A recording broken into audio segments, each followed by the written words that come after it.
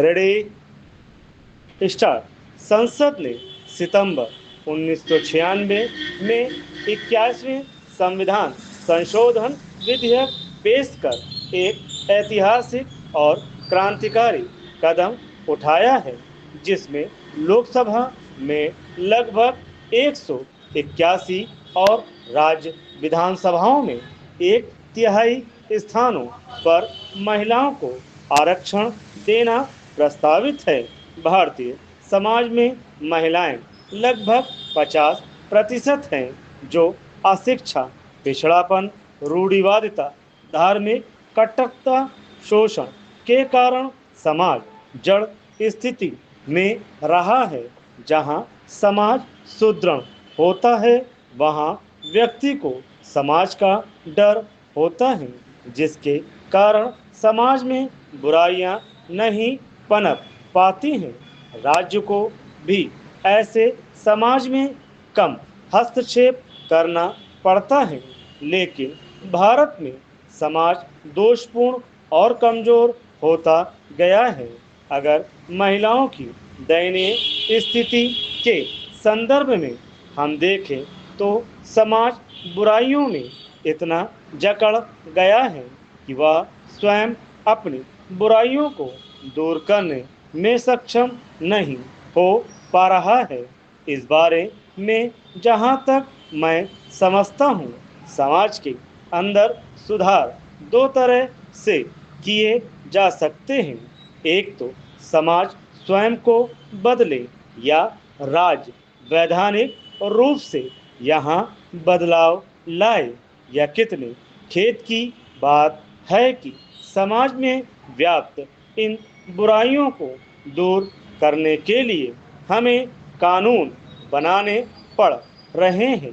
दहेज प्रथा उन्मूलन, पुत्रियों को संपत्ति में अधिकार, और हाल ही में गृहिणियों को साप्ताहिक अवकाश देने संबंधी अधीन विधायी कार्यों से भारतीय समाज में विशेष अंतर नहीं हुआ, क्योंकि यही बातें महिलाओं के सामाजिक स्तर से संबंधित थी, जिन्हें समाज और परिवार कार्य रूप में परिणत नहीं करना चाहे।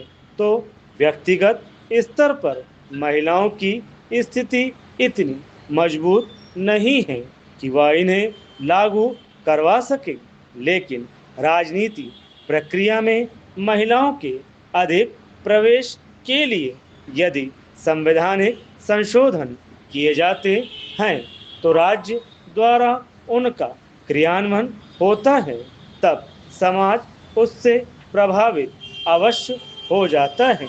यह बात शहर और गांव की स्थानीय संस्थाओं में महिलाओं को दिए गए आरक्षण से संबंधित है। Paragraph change. लोकसभा और विधानसभा में उनको एक तिहाई आरक्षण देने के लिए संविधान संशोधन विधेयक अभी विचाराधीन ही है।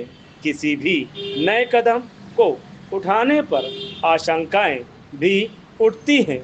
यदि उन्हें व्यक्त कर दिया जाए तो अच्छा है।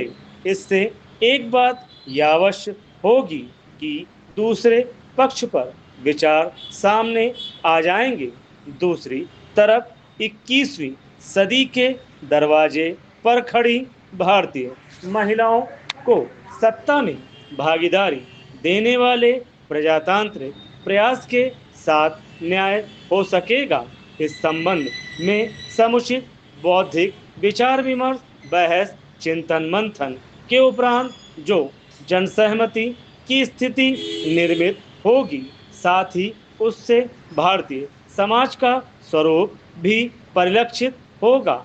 अपने भविष्य के प्रति चिंतित और भयभीत पुरुष सांसदों ने सदन में इस विधेयक के बारे में अपनी शंकाएं व्यक्त की हैं। देश के बहुत से महिला संगठन इस विषय पर चिंतित हैं।